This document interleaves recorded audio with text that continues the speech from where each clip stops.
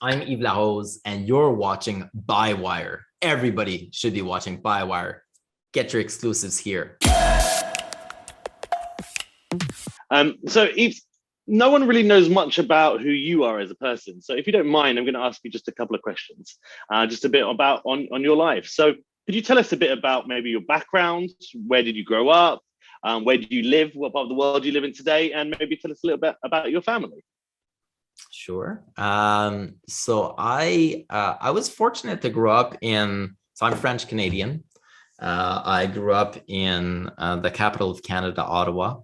I moved between the province of Ontario and the province of Quebec. Ottawa is essentially on the border.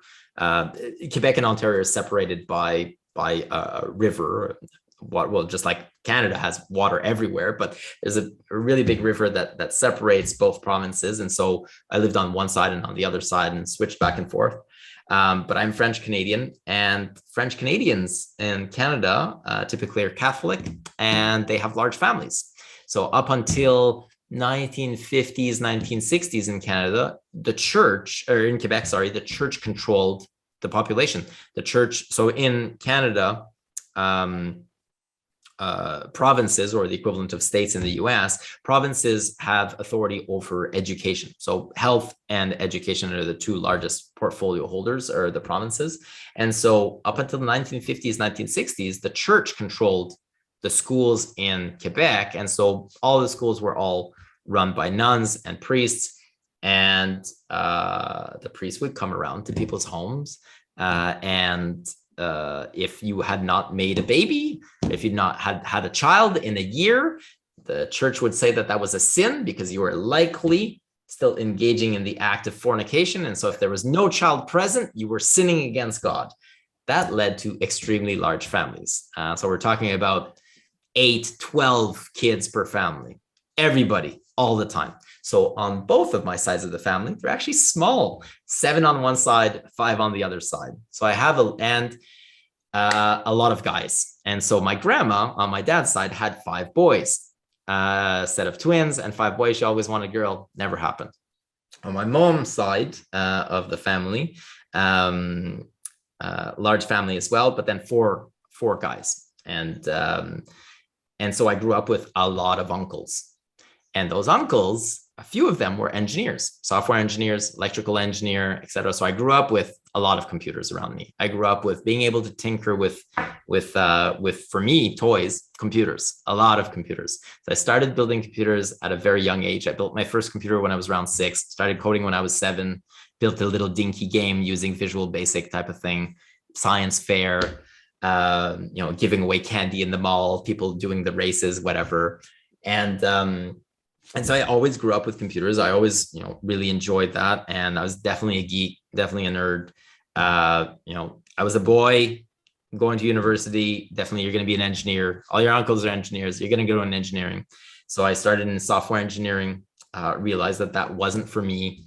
As much as I love computers, as much as I had an affinity for computers, that I didn't necessarily wanted to do that as a job. So I switched around, love numbers. So I went to mathematics, love languages, love traveling. So I did math, linguistics, realized again, like languages, I like numbers, didn't necessarily want to study that, do the academics, switched until I finally ended up with psychology, but then I bridged the gaps with the computer side of things. And then the human side of things, and the more number computer side of things into neuropsychology. And one thing led to next, and that's a field that I was in for a period of time. Lived in Japan for 6 years after I first graduated from university. Decided it was time for me to go and explore the world a little bit on my own. Literally the furthest place away from me, like the literal opposite side of the map, was Japan. I had a friend that was in Japan, and I wanted to go and see her, had a crush on her. And so I literally moved to Japan because I had a crush on a girl. I landed in Japan, was with her for a couple of days, and decided, all right, I'm gone, going to go explore the country. Supposed to be there for a year. 1 year turned into 6, started doing business in Japan. Realized that I was really good doing business, and I had an affinity for it. And so 1 year, one more year,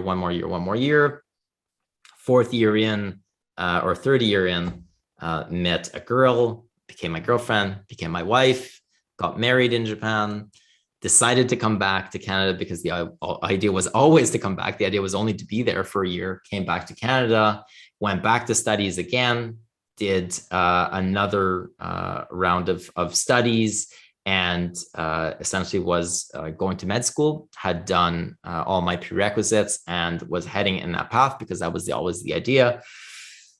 Wanted to have children and thought that would be easy, in and out, and that's it. A couple of months later, you'd be pregnant, you'd be good. And that was not the case. It ended up taking 5 years with a lot of treatments, etc.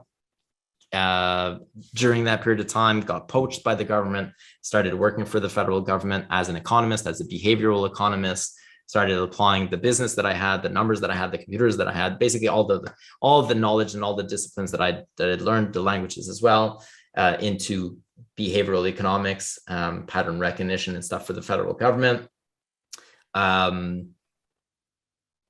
Children didn't work out, decided to give up, launched EOS Nation. After I gave up, children worked out after 5 years of trying. And so we have, now my wife and I have a little 2.5-year-old son. What else? And yeah, then I left the federal public service to start working in First Nations politics. I'm First Nations in Canada, so I'm status Indian, and wanted to get back to my roots and start working in that field. And so I did that for a period of time until I rejoined and rekindled with blockchain, because I originally got into blockchain very early on, I believe January 2010. So really early on. I was mining Bitcoin on my laptop and then subsequently on video cards and stringing them on the roof. Anyways, I don't have any more of that Bitcoin. Everybody always asks. But I left that for a period of time when the ASICs miners came out, or I'd heard of the ASICs miners, the first ones coming out. So I think it was the Ant miners. And anyways, they were delayed. They weren't coming. We thought it was a scam. Turns out it wasn't a scam. They were real. And that was the future of how you'd be mining Bitcoin. I left at that time because I figured that it wasn't going to be decentralized anymore. You'd have these large mining pools.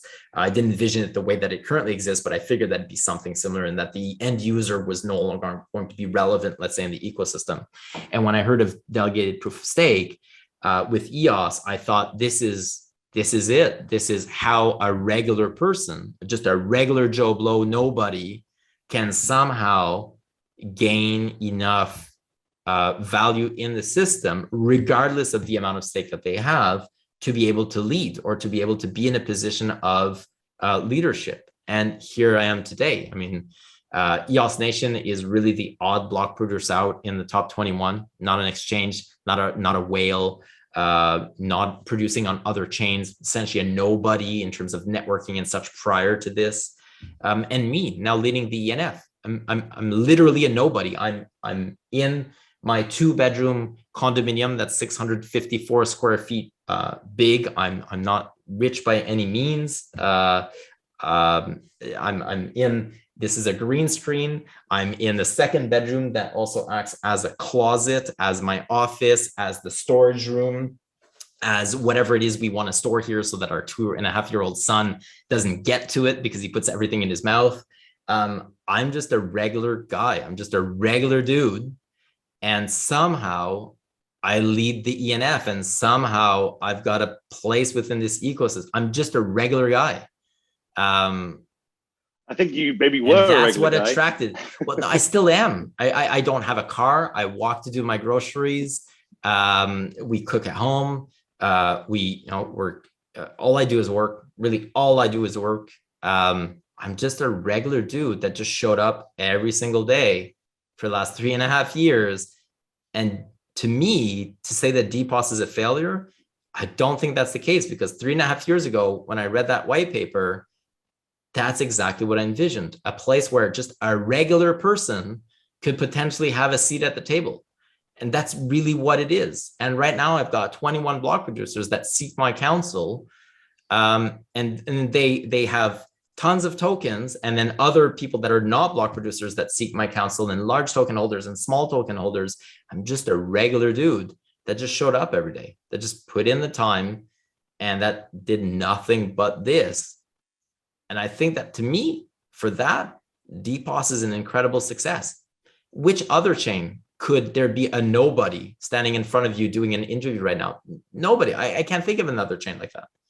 And if the idea was that we'd be creating a system that would give people, or that would give the chance to the people to be back in power, in a sense, like to have a say in the system, that's why I came here. To me, it worked. We're onto something. This is real. This is not the ultimate goal. I don't think that we're there yet, or that it's done. But if this were the, if this was the society, or if the society ran on this, as much as EOS is an oligarchy, I'm not a wealthy person. There's no way I should be here if that really was the case, because it's more than just tokens. It's a sum. And you're going to see this in our branding, and I'm giving a spoiler here, but we are consensus. I am in a way consensus incarnate. I am the representation of what consensus is on EOS as it stands. And I should be, at some point, it won't be me. It'll be somebody else, and there should be a mechanism for that. But as it stands, it's me. And if DPoS was a failure, there's no way it would just be a regular dude like me in a closet. This is why I'm here, and this is why I continue to be here, because this is extremely powerful. And I think that giving up on that, or saying that it's a complete failure and that it's nothing but a failure, I don't agree with. I'm just a regular dude. Just a regular guy. Yves, it's clear that you have an affiliation for Asian culture. One might argue you fell in love with Asian culture. So I just wondered, yes. What is it that specifically drew you to Asian culture, and why do you think other than that girl, other than the girls, other than the beautiful Asian women, what is it about the Asian culture? It wasn't even an Asian. She was Canadian. That's a really good question. So, I mean, if you've ever been to Japan, it is incredibly magical. So obviously I'm in Canada. I'm trilingual. I grew up, Ottawa is very much bilingual. So most people who are Francophones will speak English. And so my first language is French. I think in French, I studied in French, but clearly I can express myself in English very well. So I grew up with both, but all of my studies were in French. But this idea that languages are an insight into people's minds and how they think. So people think a certain way. And so language evolved because of the way that they thought, and very much that is cultural. And so the language is essentially the representation of the culture to a certain extent. And cultures to me are incredibly, and various cultures to me I love it. I think there's something beautiful about that, different people's different way of thinking, etc. And I didn't go to Japan because I particularly had a love for Japan. I went to Japan because of a girl. That's really all it was. It's as simple as that, as stupid as that. But once I got to Japan, I started falling in love with the culture, with the language, with the food, with the people. Japan is an incredibly magical place, and it's incredibly different than what Canada is. So Canada is very much multicultural. I believe to this day, Canada is still the most multicultural country in the world. A city like Toronto, which is the largest city in Canada, if I'm not mistaken, more than 50% of the population is first generation, has been born outside of Canada. And so it is an incredibly diverse nation. Going from that, and going from a place where if you get on the bus, it is highly likely that I'm the only Caucasian on the bus. So going from a place where there's tons of different kinds of people, different languages being spoken, etc., to going to a place where it's incredibly homogenous. In Japan, I believe people of Japanese descent account for 98.9% of the population. There's no other country in the world that is more homogenous than Japan, if I'm not mistaken, or it's close. It's the top 5 or top 10, if not if not still the most homogenous nation. So it's literally the complete opposite. It's something stupid like 911 in Japan is 119. there's no way that they just came up with 119. They clearly just thought, let's just do the complete opposite. I mean, it's just one thing after another like that, where it is the complete opposite to what I'm used to. And I really fell in love with that. There's something incredibly magical about that obviously got me to stay 1 year, 1 year longer, 1 year longer, 1 year longer. And when my wife and I got married, our honeymoon was a 4-month honeymoon. We wanted to do something that we would not be able to replicate. And so instead of doing a week here or something like that, it's not that we had a lot of money. It's just before moving back to Canada, we had a 4-month period where in Japan, the business year is April to April, whereas in Canada, the business year is like September to September or January to January. So we had that in between gap essentially where we went and traveled, and we did 2 months in China. We traveled the Silk Road. I always wanted to do the Silk Roads, and so we traveled it by backpacking. And I fell in love with China. It was an amazing culture, amazing peoples. At the time we were in China for 2 months. We spent 1 night in Shanghai, and that was the only city, and that's because we landed there. Otherwise, we were in rural areas the whole time. And so it was very much old traditional China, and I really, really loved it. So when EOS Nation formed, and then when there was an opportunity that we saw that would present itself, whereby the majority of the token holders were going to be present in China, from what we could tell, it just made sense for me to move to China. And so I made my first trip. And over the course of, let's say, 2.5 years, I lived in China for about a year, if you add everything up, or a little over a year. And so I spent a lot of time there talking to developers and token holders and just basically figuring out what they thought of EOS, while always I'm Westerner. And so always reading the Western chats, because I really can't read the others as much as I try to with the auto translate. And so it really gave me an appreciation of the different ways of seeing things and the different visions that different peoples had for EOS and what it meant to them.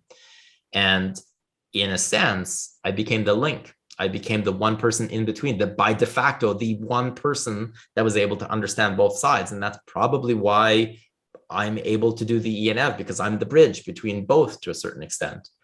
And there's something really magical about trying to combine both visions together that makes them stronger than their individual parts. And there's always pullback and pushback on both sides, but then coming to that consensus in between, or coming to an agreement in between, is incredibly challenging. You saw that last week with the events. It's incredibly difficult to find what is that real medium, or what is that real overlap. And that drives me. Because I think it's a role that's I can uniquely fill at this point. And so it's one of the ways that I can contribute to EOS.